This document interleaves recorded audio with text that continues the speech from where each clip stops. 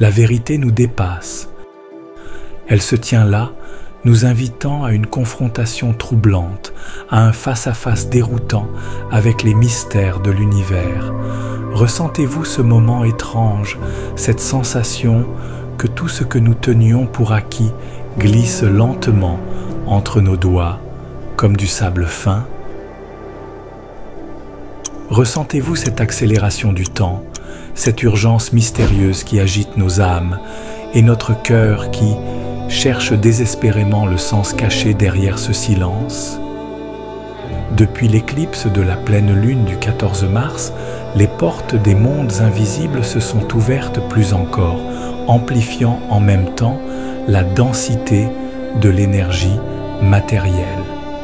Cette intensification vibratoire peut sensiblement nous affecter si nos sentiments ne sont pas profondément ancrés dans l'amour, car les portes des mondes invisibles sont désormais grandes ouvertes. Ce n'est plus une promesse, mais une réalité tangible, perceptible dans les profondeurs de notre être. Depuis l'aube des temps, l'humanité pressentait cette ouverture, sans jamais pleinement en saisir la portée.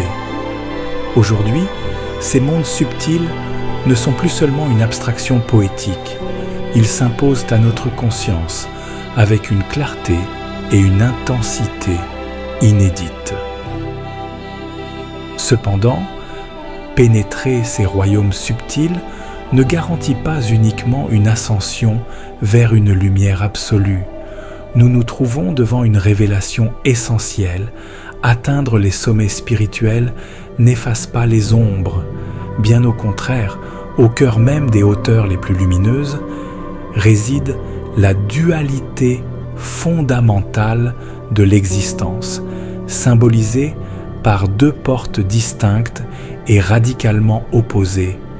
L'une baignée dans une blancheur éclatante, l'autre plongée dans une obscurité mystérieuse. Ces portes, gardiennes sacrées du savoir ancien, ne répondent ni aux injonctions de l'intellect, ni aux ambitions de l'ego, mais exclusivement à la vibration profonde et authentique de notre cœur. Notre cœur est ainsi révélé comme la clé ultime. Une clé dont la vibration décide inéluctablement de la porte qui s'ouvrira devant nous. Cette clé ne peut être falsifiée, ni manipulée, ni trompée. Elle reflète fidèlement la vérité de notre essence, de notre état vibratoire et surtout de nos actes. Notre responsabilité devient alors immense, à la mesure exacte de cette prise de conscience profonde. Il ne s'agit plus simplement de croire en l'amour, de le chanter ou de le réciter telle une prière.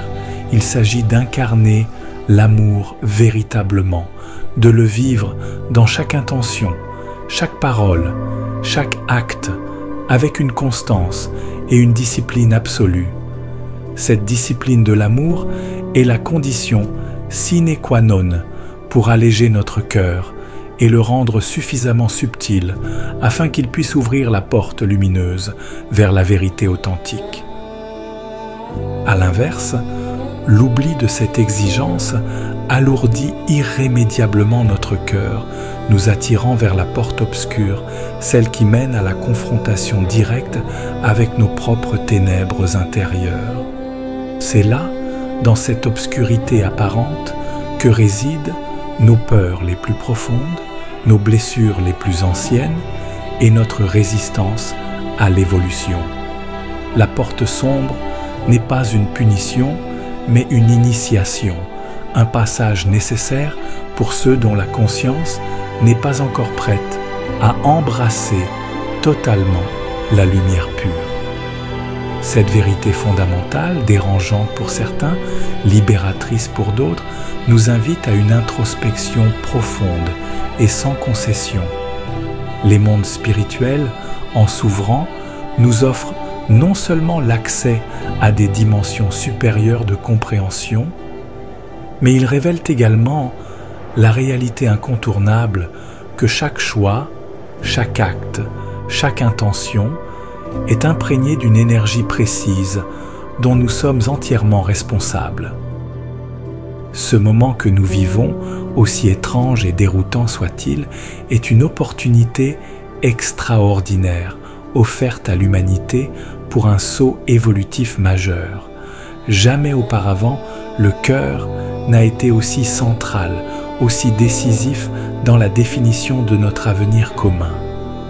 Nous sommes invités à nous éveiller pleinement à cette vérité, que la vie elle-même est énergie vibratoire et que notre cœur, par sa densité, définit clairement le chemin que nous empruntons.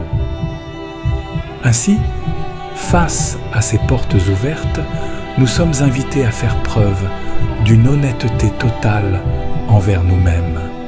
Nous devons reconnaître sans détour que nous portons en nous-mêmes la lumière la plus éblouissante comme les ombres les plus denses.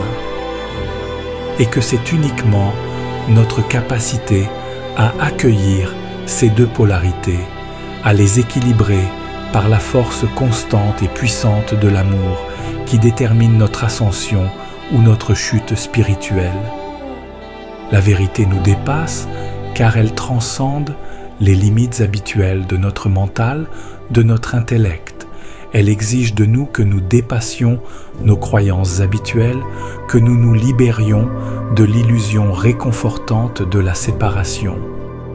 Elle nous pousse à reconnaître que tout est interconnecté et que chaque battement de cœur, chaque vibration d'amour que nous émettons influence profondément l'ensemble du vivant.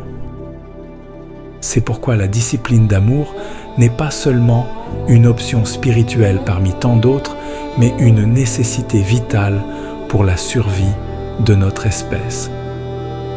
Nous devons apprendre à aimer véritablement, authentiquement, sans condition, sans attente, sans peur. C'est le seul chemin vers la légèreté, le seul passage vers la porte lumineuse, celle de la vérité authentique. Dans ce contexte extraordinaire, la vie cesse d'être simplement un voyage terrestre banal pour devenir une aventure spirituelle profonde et exigeante où chaque instant devient précieux et décisif. Notre mission, individuelle et collective, est claire. Cultiver sans relâche cette vibration d'amour pur jusqu'à ce qu'elle imprègne chacun de nos actes et chacune de nos respirations. La vérité nous dépasse, car elle nous invite à devenir pleinement humains, pleinement conscients et pleinement responsables de la vibration que nous émettons.